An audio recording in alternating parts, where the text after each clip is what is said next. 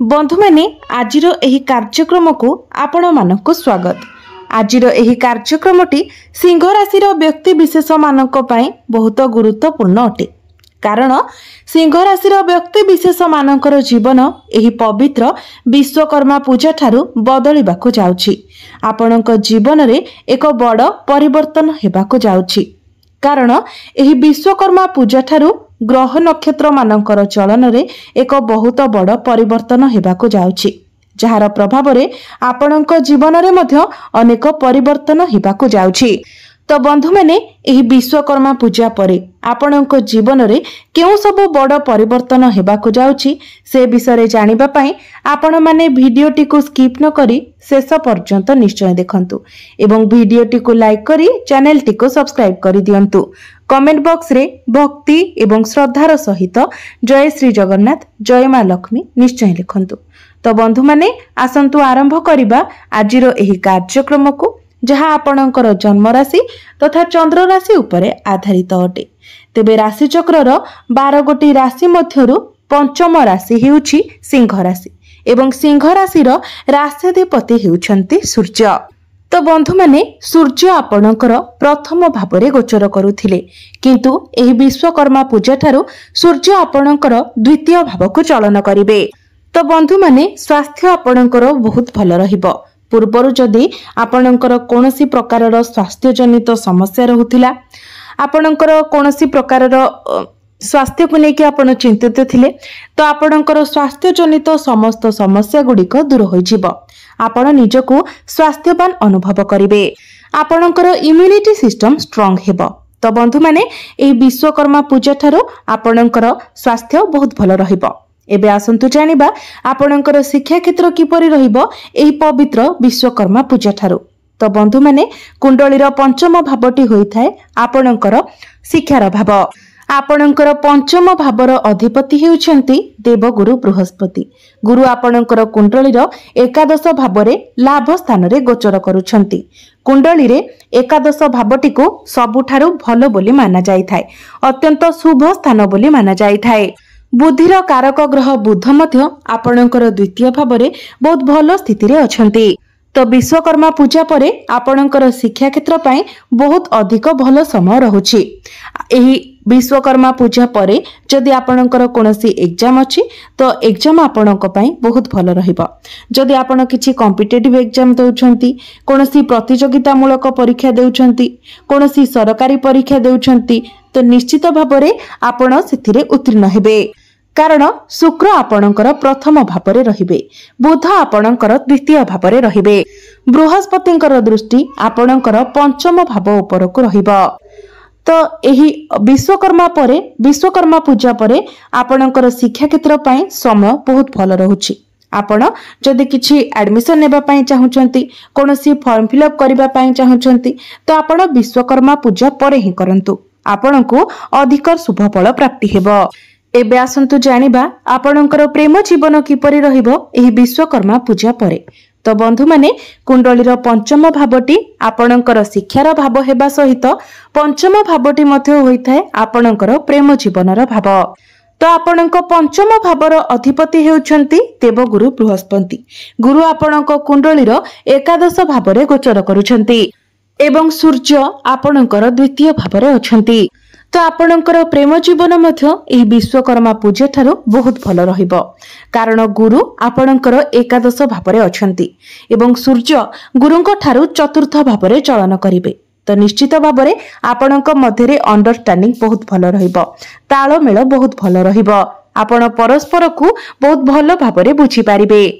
पूर्वरु जदि आपणकर प्रेम जीवन रे कोनोसी प्रकारर मिसअंडरस्टैंडिंग थिला, कोनोसी प्रकारर मनांतर मतांतर थिला, कोनोसी प्रकारर वैचारिक मतभेद थिला, से सब किछि दूर होई जिवो। जदि आपणक मध्यरे कथावार्ता बंद होई जायथिला, ब्रेकअप होई जायथिला, तो पुनर्बार आपणक मध्यरे पैचअप हेबार मध्य संभावना रहुछि। किंतु सूर्य आपणकर द्वितीय भावरे गोचर करुथिबा जोगु आपण टिके स्ट्रेट फॉरवर्ड होई पारंती। आपणको आपणकर बाणी उपरे संजत रखिबार अछि, नचेत आपण आपणकर पार्टनर को एपरि किछि कहि देई पारंती जहा तांको खराब लागि पारे। तो आपणको आपणकर एग्रेशन आपणकर क्रोध उपरे कंट्रोल करिबार अछि। एबे आसंतु जानिबा आपणकर वैवाहिक जीवन किपरि रहिबो एही विश्वकर्मा पूजा ठारू। तो बंधु माने कुंडलीर सप्तम भावटी होइथाय आपणकर वैवाहिक जीवनर भाव, आपणकर जीवन साथीर भाव। आपणकर सप्तम भावर अधिपति हेउछंती शनि। शनि आपणक कुंडलीर अष्टम भावरे गोचर करूछंती एवं आपणकर सप्तम भावरे गोचर करूछंती राहु। तो बंधु माने आपणकर सप्तम भावरे पाप ग्रह अछंती। शनि मध्य बहुत खराब स्थिति रे अछंती। तो निश्चित भावरे आपणको आपणकर वैवाहिक जीवन प्रति टिके अधिक सतर्क रहिबाको पड़िबो। बंधु माने शनि आपणकर अष्टम भावरे गोचर करुथिबा फलरे आपणकर वैवाहिक जीवन रे किछि डिस्टर्बेंस देखा देई पारे। आपणक मध्यरे मिसअंडरस्टैंडिंग मिसकम्युनिकेशन होई पारे किंबा आपणक जीवन साथींकर स्वास्थ्य रे किछिटा समस्या देखा देई पारे। इन्फेक्शन, एलर्जी, थंडा, काश, ज्वर एभली किछिटा समस्या देखा देई पारे। एबे आसंतु जानिबा सबुठारो गुरुत्वपूर्ण विषय वस्तु आपणकर भाग्य, कैरियर एवं व्यापार वाणिज्यर स्थिति किपरि रहिबो एही विश्वकर्मा पूजा ठारू। तो बंधु माने कुंडलीर नवम भावटी होइथाय आपणकर भाग्यर भाव। आपणकर नवम भावर अधिपति हेउछंती मंगल। एही विश्वकर्मा पूजा ठारू मंगल आपणकर तृतीय भावरे गोचर करिवे। तेबे तृतीय भावरे मंगल रही आपणकर नवम भावको भाग्य भावको ही दृष्टि देबे। एहा व्यतीत भाग्यर कारक ग्रह गुरु मध्य आपणकर लाभ स्थान रे गोचर करूछंती। विश्वकर्मा पूजा ठारू सूर्य मध्य आपणकर द्वितीय भावरे गोचर करिवे। तो निश्चित भावरे भाग्य आपणकर बहुत सपोर्टिव रहिबो। भाग्य संबंधित प्रत्येक कार्य रे आपनकु सफलता मिलिबो। जदि एही विश्वकर्मा पूजा परे आपण किछि बड़ कार्य आरंभ करंती, किछि बड़ डिसिजन नियंती, किछि बड़ जिनिस किना बिका करंती, कोनोसी भी एमिति कार्य करंती जहा भाग्य सह संबंधित अटे, आपनकु प्रत्येक कार्य रे सफलता मिलिबो। एही विश्वकर्मा पूजा परे आपण कोनोसी शुभ मांगलिक कार्यर आयोजन करि पारंती, कोनोसी धार्मिक जागा को आपण यात्रा करि पारंती, निजर घर पाई किछि बड़ जिनिस मध्य आपण किना किनि करि पारंती। पूर्वरु जदि शेयर मार्केट, स्टॉक मार्केट रे आपण किछि इन्वेस्ट करिसंती तो अचानक भाबरे आपणको धन प्राप्ति होई पारे, किंबा आपण जदि किछि इन्वेस्टमेंट करिबा को चाहुछंती सेति पाई मध्य एही विश्वकर्मा पूजा परर समय आपणको पाई बहुत भलो रहिबो।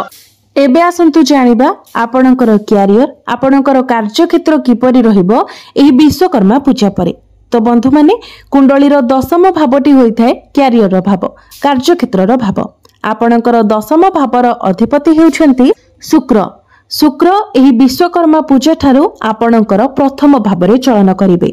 तो पूर्वरु आपणकर कैरियर रे बहुत किछि समस्या चलिथिला, कारण शुक्र आपणकर द्वादश भावरे गोचर करुथिले। द्वादश भावटी को कुंडली रे भलो बोली माना जाय न थाय, किंतु विश्वकर्मा पूजा ठारू शुक्र आपणकर प्रथम भावरे गोचर करिवे। तो निश्चित भावरे पूर्वरु आपणकर कैरियर रे जहा भी किछि प्रॉब्लम चलिथिला, जहा भी किछि समस्या थिला, से सब किछि समाधान होइछिबो। आपण आपणकर कैरियर रे ग्रोथ देखिबा को पाइबे। जो मानक निकट रे कोनोसी चाकरी नाही एवं आपण चाकरी पई प्रिपेयर हेउछंती तो आपणको चाकरी मिलिबार मध्य बहुत अधिक संभावना रहउछि। तेनु आपण निज तरफरो चेष्टा जारी रखंतु।